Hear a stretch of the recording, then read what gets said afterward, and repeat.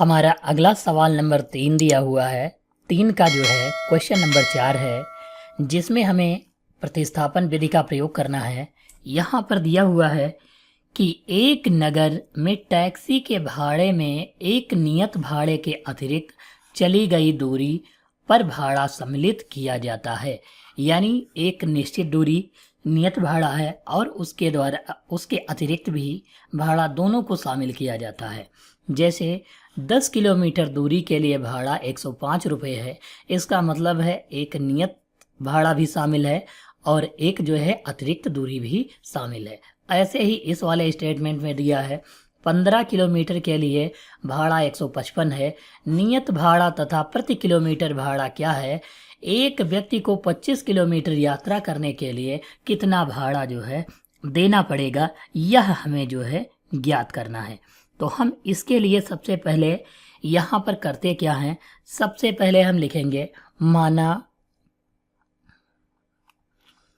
नियत भाड़ा।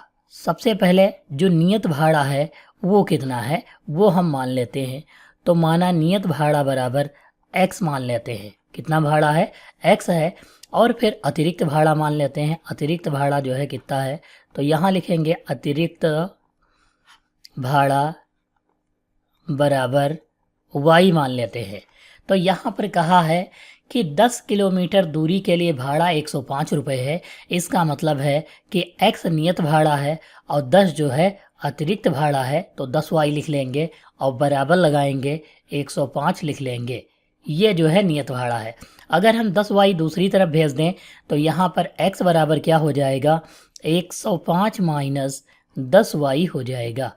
तो यहाँ पर ये हम लिख लेते हैं और समीकरण संख्या 1 बना लेते हैं। यहाँ पर 15 किलोमीटर दिया हुआ था तो हम लिखेंगे x प्लस 15y बराबर 155 लिख लेंगे। ये 15y चाहे तो उधर भेज दें और जब x के मान बराबर हो जाएंगे तो समीकरण 1 व 2 से हम जो है इसे सॉल्व कर सकते हैं। तो यह भी एक सरल मेथड है। तो हम यहाँ पर इसको पक्षांतर कर लेते हैं, प्रतिस्थापित कर लेते हैं। यानी x बराबर 155 माइनस 15y,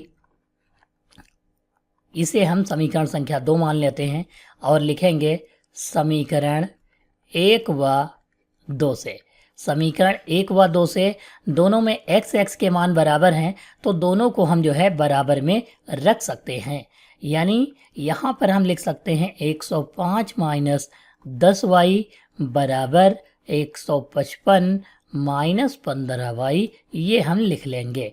अब ये 15y इधर आएगा तो प्लस का हो जाएगा, 105 उधर जाएगा तो माइनस का हो जाएगा। तो यहाँ पर 15y आया इस तरफ तो प्लस का हो गया और ये 10y लिख लेंगे बराबर 155 माइनस, यहाँ पर ये जो दिया हुआ 105 है उधर आएगा तो माइनस का हो जाएगा। यहाँ पर 15 से 10 घटाएंगे तो 5y बच जाएगा और बराबर यहाँ पर 50 बच जाएगा। 5 से काटेंगे तो 5 धाम 50 होता है। यानी y बराबर कितना आ जाएगा?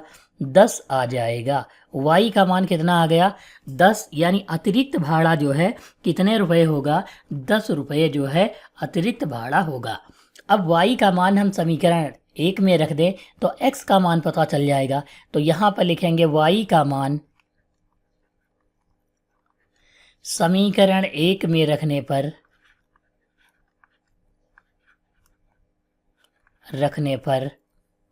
तो y का मान समीकरण 1 में रखेंगे तो x बराबर 105 माइनस 10 गुणे 10। यहाँ पर हम देखो, यहाँ पर 105 दिया था माइनस 10y तो 10 गुणे y की जगह पर 10। तो यहाँ पर जो है 105 माइनस 10 धाम 100, यानी घटाएंगे तो कितना आ जाएगा? x बराबर 5 आ जाएगा। यानी x बराबर 5 रुपये का मतलब एक नियत भाड़ा जो है कितने रुपए है? एक नियत भाड़ा जो है 5 रुपये है। यहाँ पर जो है अब कहा, लास्ट में क्या कहा है कि एक व्यक्ति को 25 किलोमीटर यात्रा करने के लिए कितने रुपए भाड़ा देना होगा। यानी इसका मतलब क्या है कि x प्लस 25y इसे लिखेंगे। अब ये भाड़ा कितना होगा? x की जगह पर 5 प्लस 25, y की जगह पर 10 लिखेंगे और बराबर 5 प्लस 25 और 10 कितना हो जाएगा टोटल? 25 धाम 250 और 250 में जोड़ेंगे तो 255 रुपया जो है 25 किलोमीटर का भाड़ा जो है देना होगा।